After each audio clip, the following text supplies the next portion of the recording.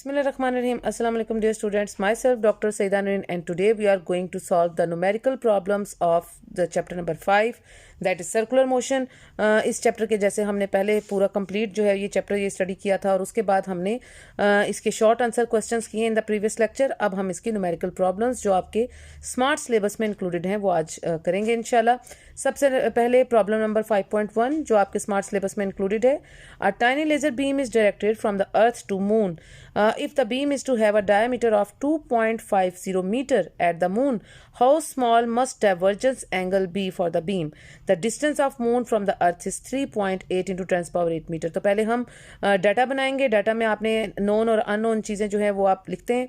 तो सबसे पहले डायमीटर ऑफ द बीम जो है वो आपके पास कितना है 2.50 मीटर, जिसको हम इसकी आर्क लेंथ भी कह सकते हैं, एस से रिप्रेजेंट कर सकते हैं इसको. और ये किसके इक्वल है 2.50 मीटर. उसके बाद डिस्टेंस जो है मून और अर्थ का जो फासला है उसको आप स्मॉल आर के साथ रिप्रेजेंट कर सकते हैं which is 3.8 into 10 power 8 metre. आपने क्या कैलकुलेट करना है, how small must the divergence angle यानी थीटा आपने कैलकुलेट करना है. तो बड़ा ही सिंपल रिलेशन आपको इसके डाटा से ही पता चल जाएगा जो इसमें आप यूज़ कर सकते हैं, that is S is equal to R theta. ये सिंपल सा रिलेशन आपने यहाँ पे यूज़ करना है. एस जो है वो जो आर्क लेंथ आपके पास जो बीम की आर्क लेंथ है 2.50 वो एस है, और आर जो डिस्टेंस है टोटल डिस्टेंस है मून और अर्थ का वो आर है, और थीटा आपके पास इक्वल होगा एस ओवर आर. तो आप एस की वैल्यू को डिवाइडेड बाय आर की वैल्यू से कर देंगे. डाटा आपका ऑलरेडी सिस्टम इंटरनेशनल यूनिट्स में है तो आपने जस्ट वैल्यूज पुट करनी है, और ये जो आपके पास फाइनली ये फॉर्म आएगी 0.657 इंटू 10 पावर -8, इस जिसको आप इस फॉर्म में भी लिख सकते हैं. यानी अगर आप डेसिमल को राइट साइड पे एक शिफ्ट करें तो आप इसको राउंड ऑफ करने के बाद 6.6 इंटू 10 पावर -9 रेडियन जो है ये सिस्टम इंटरनेशनल यूनिट होती है एंगुलर डिस्प्लेसमेंट की या एंगल थीटा की. ठीक है, तो ये आप अपने रिजल्ट में लिखेंगे कि theta is equal to 6.6 into 10 power -9 radian. ये थी आपकी बहुत ही सिंपल न्यूमेरिकल नंबर 1. अब आ जाए न्यूमेरिकल नंबर 2 की तरफ.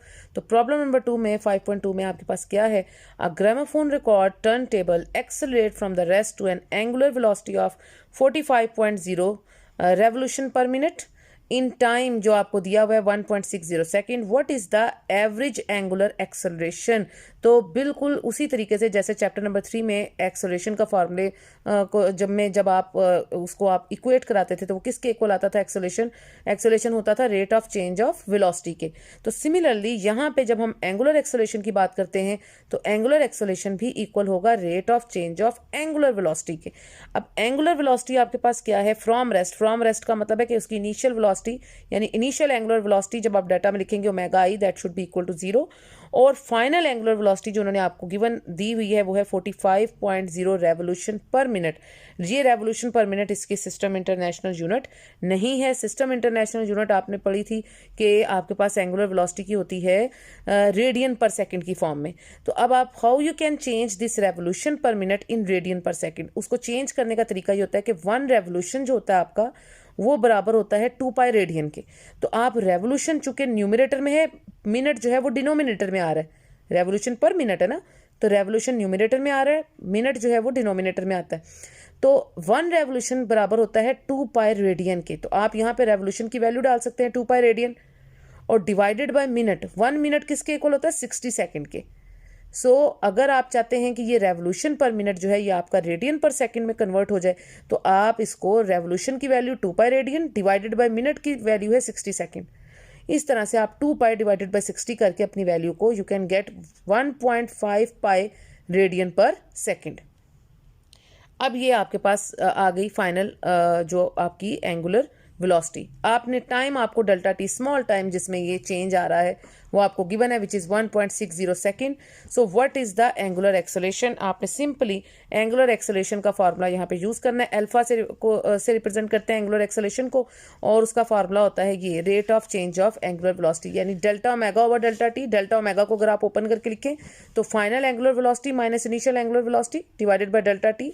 फाइनल एंगुलर वेलोसिटी आपने क्या निकाली हुई है 1.5 पाई, ये ऊपर अभी आपने निकाली है यहाँ पे रेडियन पर सेकंड की फॉर्म में. तो आप 1.5 पाई और इनिशियल एंगुलर वेलोसिटी क्या थी 0 थी. सो 1.5 pi minus 0 divided by delta T की क्या वैल्यू है 1.6. पाई की वैल्यू अब आप इधर क्या लगा रहे हैं वो जो नॉर्मली आप यूज़ करते हैं पाई 3.14 ये वैल्यू आपने उसकी लगा दी, और उसके बाद जब आप इसको कैलकुलेट करेंगे तो अल्फ़ा जो है वो आ जाएगा 2.9 रेडियन पर सेकेंड स्क्वायर। ये सिस्टम इंटरनेशनल यूनिट्स की फॉर्म में आपने अल्फ़ा को लिख लिया। जैसे आपकी ओमेगा जो एंगुलर वेलोसिटी होती है उसकी यूनिट होती है रेडियन पर सेकंड में, तो अल्फ़ा की जो सिस्टम इंटरनेशनल यूनिट है वो रेडियन पर सेकंड स्क्वायर के इक्वल होगा, और थीटा जो कि होता है आपका एंगुलर डिस्प्लेसमेंट, उसकी जो ऐसा यूनिट है वो रेडियन होती है। And angular velocity is radian per second and this angular acceleration is radian per second square. So this is your result कि angular acceleration alpha is equal to 2.9 radian per second square. अब problem number 3 भी included है आपके smart syllabus में। अब ये क्या है, a body of movement of inertia I आपको दिया हुआ 0.80 kilogram into metre square about a fixed axis rotates with a constant angular velocity omega, यानी कांस्टेंट एंगुलर वेलोसिटी, इसका मतलब एंगुलर वेलोसिटी में कोई चेंज नहीं आ रहा, which is 100 radian per second. और अगर एंगुलर वेलोसिटी में कोई चेंज नहीं आ रहा होता तो आपको पता है उसकी angular acceleration should be 0। So calculate its angular momentum, capital L आपने निकालनी है, और उसका torque to sustain this motion. So पहले आप डाटा बनाएंगे, moment of inertia capital I कितना है 0.80 किलोग्राम इंटू मीटर स्क्वायर, और उसके बाद आपको जो कांस्टेंट एंगुलर वेलोसिटी ओमेगा है विच इज 100 रेडियन पर सेकेंड, ये ऑलरेडी सिस्टम इंटरनेशनल यूनिट्स में है। टू फाइंड में आप दो चीज़ें लिखेंगे, एक तो आपने एंगुलर मोमेंटम कैलकुलेट करना है कैपिटल एल, ठीक है, वेक्टर क्वांटिटी है इसलिए इसके ऊपर एरोहेड का साइन डाला है, और दूसरी चीज़ आपने निकालनी है टॉर्क टा, ठीक है, उसके ऊपर भी एरोहेड का साइन डालेंगे क्योंकि वो भी वेक्टर क्वांटिटी है। ये दो चीज़ें आपने कैलकुलेट करनी है। तो सबसे पहले आपके गिवन डाटा में आप देख सकते हैं कि आई और ओमेगा गिवन है, तो आप आराम से उसमें से एंगुलर मोमेंटम एल निकाल सकते हैं, ठीक है। और यहाँ पे हम उसको स्केलर फॉर्म में लिख सकते हैं ना, हमें जरूरत नहीं है इधर वेक्टर साइन डालने की, हम उसकी स्केलर फॉर्म कंसिडर करें। So L is equal to I omega, ये फार्मूला आपने ऑलरेडी पढ़ा हुआ है चैप्टर नंबर 5 में। ये फार्मूला हम यूज़ करेंगे। आई की वैल्यू आपके पास है 0.80 मल्टीप्लाई है, ओमेगा की वैल्यू है आपके पास 100 रेडियन पर सेकंड। ये दोनों वैल्यूज आप इधर पुट करके you can easily calculate L angular momentum, और ये आप यहाँ से इसको कैलकुलेट करेंगे। यहाँ पे ये जो चीज़ है किलोग्राम मीटर स्क्वायर पर सेकंड स्क्वायर, ये जो चीज़ है यहाँ पे ये जूल सेकंड को रिप्रेजेंट करती है। अगर आप इसको सेकंड से मल्टीप्लाई कर दें और डिवाइड भी कर दें तो यहाँ से आप देख सकते हैं कि ये फॉर्म बन जाती है जूल सेकंड की, ठीक है। तो ये जो किलोग्राम मीटर स्क्वायर पर सेकंड स्क्वायर है ये जूल सेकंड को रिप्रेजेंट करता है। तो ये आप जो सिस्टम इंटरनेशनल यूनिट है आपकी एंगुलर मोमेंटम की, तो इस फॉर्म में आप इसको लिख सकते हैं। दूसरी चीज़ जो आपने कैलकुलेट करनी है वो टॉर्क है। तो टॉर्क के लिए जो फार्मूला हम यहाँ पे यूज़ करेंगे वो आई अल्फा का फार्मूला होगा मोमेंट ऑफ इनर्शिया के टर्म में, क्योंकि आपके गिवन डाटा में आपको चूंकि मोमेंट ऑफ इनर्शिया गिवन है तो हम टॉर्क के लिए भी यही फार्मूला लगाएंगे। अब ये जो मल्टीप्लाई है ये बीच में ये क्रॉस प्रोडक्ट को यहाँ पे रिप्रेजेंट नहीं कर रहा, क्योंकि हम यहाँ पे सिर्फ स्केलर फॉर्म्स ले रहे हैं। तो ये जस्ट आम जो नॉर्मली आप मल्टीप्लाई का निशान लगाते हैं ये वो है, ये क्रॉस प्रोडक्ट को शो नहीं कर रहा। So tau is equal to I alpha, ये फार्मूला हम यहाँ पे यूज करेंगे। अल्फा इज 0, अल्फा क्यों 0 है, क्योंकि आपने शुरू में कहा था कि आपके पास यूनिफॉर्म एंगुलर वेलोसिटी है। कहाँ कहा था, यहाँ पे कहा था कि ये जो है with a constant angular velocity. Constant या यूनिफॉर्म या कंजर्व्ड का क्या मतलब है कि वो चेंज नहीं हो रही, और जब कांस्टेंट एंगुलर वेलोसिटी होती है तो आपको पता है आपका जो एंगुलर एक्सेलरेशन होगा वो 0 होगा। और जब हम ये फार्मूला यूज़ करेंगे, ये फार्मूला कहाँ से आया है, ये फार्मूला जो है ये एंगुलर फॉर्म है आपकी न्यूटन सेकेंड लॉ की। जैसे Newton second law F is equal to M A होता है ना, तो अगर आप न्यूटन सेकेंड लॉ की एंगुलर फॉर्म लिखें, एफ की जगह टॉर्क आ जाएगा, मैस की जगह angular mass moment of inertia आ जाएगा, और ए की जगह एंगुलर एक्सेलरेशन अल्फा आ जाएगा। तो ये फार्मूला बेसिकली हमने Newton second law F is equal to M A को देखते हुए लिखा है, उसकी एंगुलर फॉर्म लिखी है। और इसमें अल्फा को आप 0 पुट करेंगे क्योंकि आपके पास यूनिफॉर्म या कांस्टेंट एंगुलर वेलोसिटी है, सो अल्फा शुड बी 0। और आपको पता है जब अल्फा 0 होगा तो टॉर्क भी 0 के इक्वल आ जाएगा।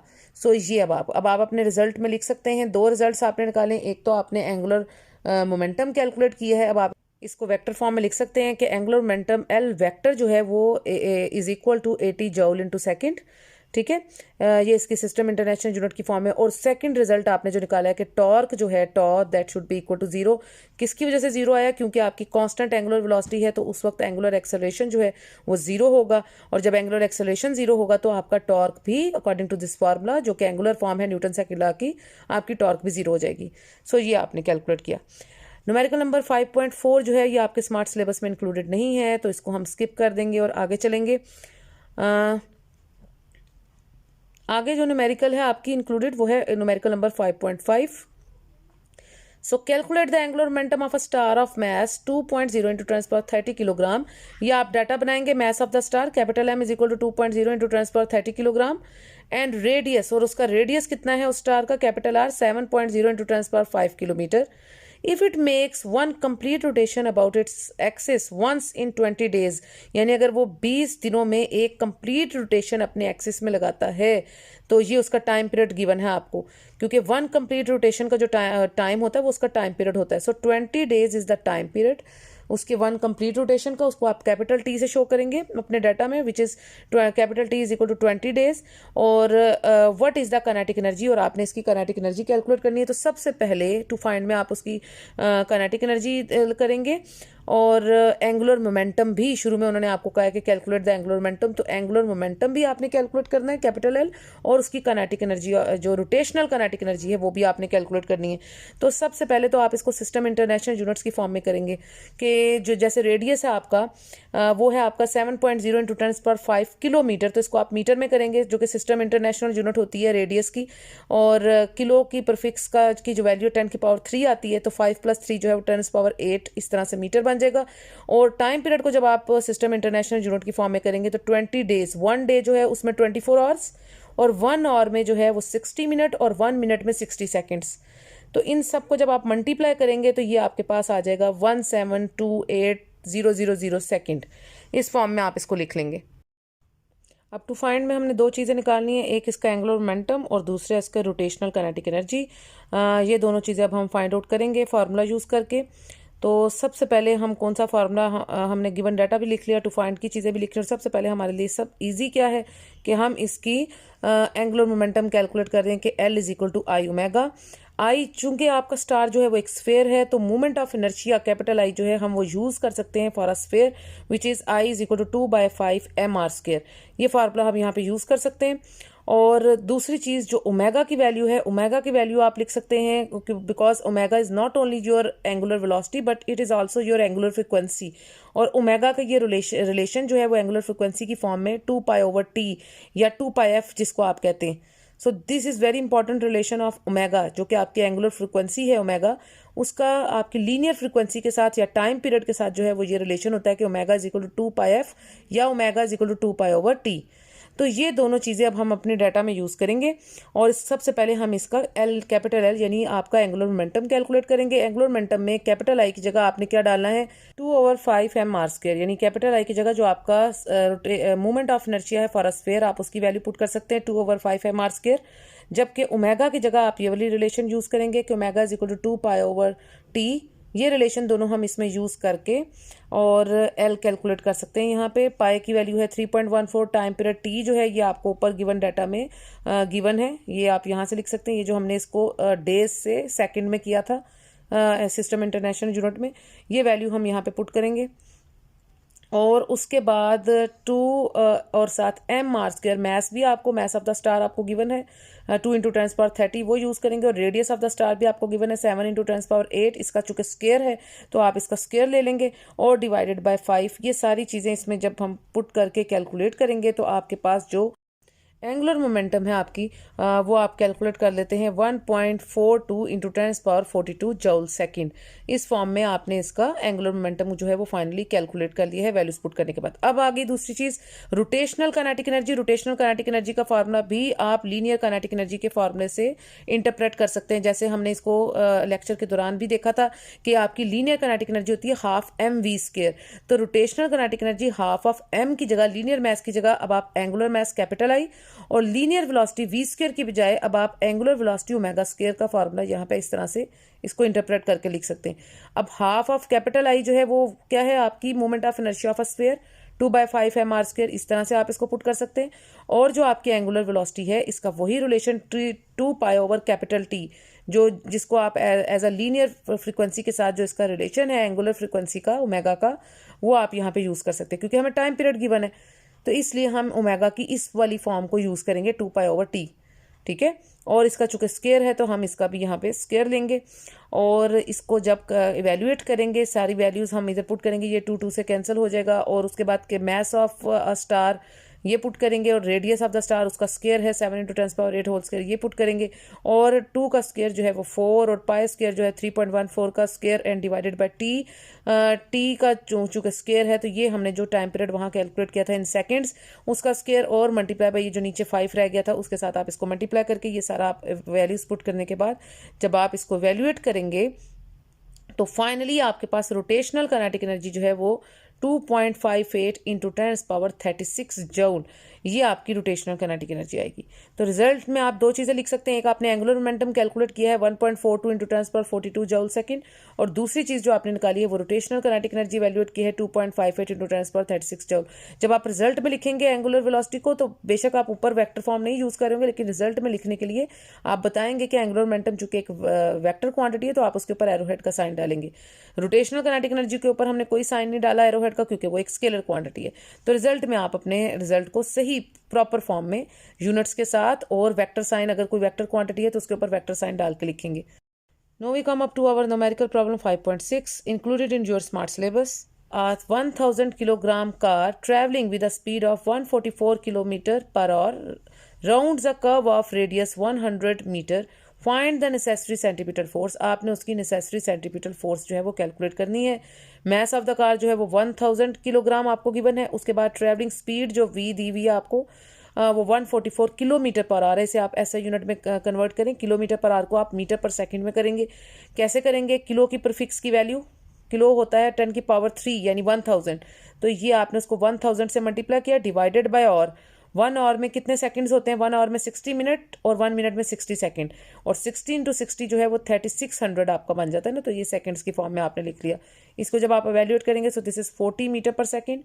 उसके बाद रेडियस जो आपको उन्होंने दिया हुआ उस राउंड कर्व का वो 100 मीटर है। आपने उसकी सेंट्रीपिटल फोर्स सिंपली इस फार्मूले को यूज़ करते हुए निकालनी है। सेंट्रीपिटल फोर्स का फार्मूला आपको आना चाहिए ज़ुबानी, आपको mv²/r सिंपल फार्मूला है सेंट्रीपिटल फोर्स का, ये वाला कि Fc = mv²/r। आपके पास मैस भी है, वेलोसिटी भी है, उसको आपने स्क्वायर लेना है डिवाइडेड बाय रेडियस की वैल्यू 100, ये आपने पुट करके ये आपके पास फाइनली 16,000 न्यूटन, या आप उसे 1.6 × 10⁻4 न्यूटन की फॉर्म में भी लिख सकते हैं। ठीक है, तो रिजल्ट में आप इसको सेंट्रीपिटल फोर्स जो है वो आपकी 1.6 × 10⁻4 न्यूटन के इक्वल होगी। उसके बाद numerical problem number 5.7, What is the least speed at which an aeroplane can execute a vertical loop of 1.0 kilometer radius so that there will be not tendency for the pilot to fall down at the highest point? तो आपको जो उन्होंने least speed यानी कम से कम speed of the aeroplane v आपने calculate करनी है, और जिससे वो ताकि वो गिरे ना और वो उसकी वो फॉल डाउन करे एट द, ताकि उसमें इतनी टेंडेंसी ना हो पायलट के लिए कि वो फॉल डाउन कर सके हाईएस्ट पॉइंट से।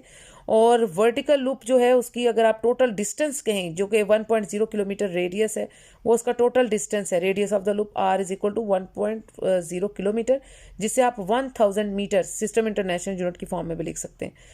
ग्रेविटी, चूंकि वो फॉल डाउन की बात हो रही है तो वो अगर फॉल करेगा तो under the action of gravity करेगा, तो जी की वैल्यू आपको वैसे ही पता होनी चाहिए which is 9.8 metre per second square. तो ये आपको टोटल डाटा और टू फाइंड में हमने चीज़ें लिख ली। अब आपने क्या करना है, आपने उसकी least speed of the aeroplane जो है वो कैलकुलेट करनी है। तो ये सिंपल जो आपने ऑर्बिटल वेलोसिटी का टॉपिक पढ़ा था, v = √gr, ये फार्मूला यूज़ करते हुए g की वैल्यू 9.8 और r वो जो टोटल फासला है उसका, ये जो इन्होंने गिवन दिया हुआ यहाँ पे 1000 मीटर जिसको आपने लिखा है, तो ये आप इसमें पुट करेंगे ऑर्बिटल वेलोसिटी के फार्मूला में, और यहाँ से आपके पास 9800 और √ इस तरह से आ जाएगा। और जब आप इसका कैलकुलेट करेंगे so this is 99 metre per second. इस तरह से ये आपके पास least speed of the aeroplane आ जाती है। तो ये आप इसके रिजल्ट में लिखेंगे। So the least speed of the aeroplane is v = 99 metre per second. तो नेक्स्ट जो न्यूमेरिकल है न्यूमेरिकल नंबर 5.8, और वो भी आपके स्मार्ट सिलेबस में इंक्लूडेड नहीं है, ना ही न्यूमेरिकल नंबर 5.9 इंक्लूडेड है आपके स्मार्ट सिलेबस में, और ना ही जो प्रॉब्लम नंबर जो है वो 10th वाली जो प्रॉब्लम है वो आपके स्मार्ट सिलेबस में इंक्लूडेड है। तो ये जितनी न्यूमेरिकल प्रॉब्लम्स हैं ये जो इंक्लूडेड थी हमने हमारे स्मार्ट सिलेबस में, वो हमने सारी अटैम्प्ट कर ली हैं। लास्ट 3 प्रॉब्लम्स आपके स्मार्ट सिलेबस में इंक्लूडेड नहीं थी, और इसके अलावा बीच में भी एक न्यूमेरिकल जो है वो आपके स्मार्ट सिलेबस में जो इंक्लूडेड नहीं थी, आई थिंक वो प्रॉब्लम नंबर 5.4 थी, आई थिंक सो। ठीक है, तो वो हमने अटैम्प्ट नहीं की, जो हमारे स्मार्ट सिलेबस में इंक्लूडेड नहीं थी। जितनी प्रॉब्लम्स इंक्लूडेड थी हमारे स्मार्ट सिलेबस में, हमने वो सारी प्रॉब्लम्स जो हैं वो अटैम्प्ट कर ली हैं। ठीक है, तो अगर इसके बावजूद भी अगर आपको कहीं मसला हो, कोई परेशानी हो, कोई बात समझ में ना आ रही हो, तो यू कैन कमेंट में in the comment section. Until the next lecture, अपना बहुत सा ख्याल रखें, दुआ में याद रखें।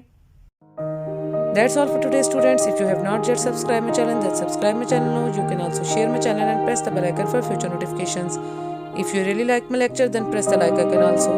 Until the next lecture, take care. Allah Hafiz.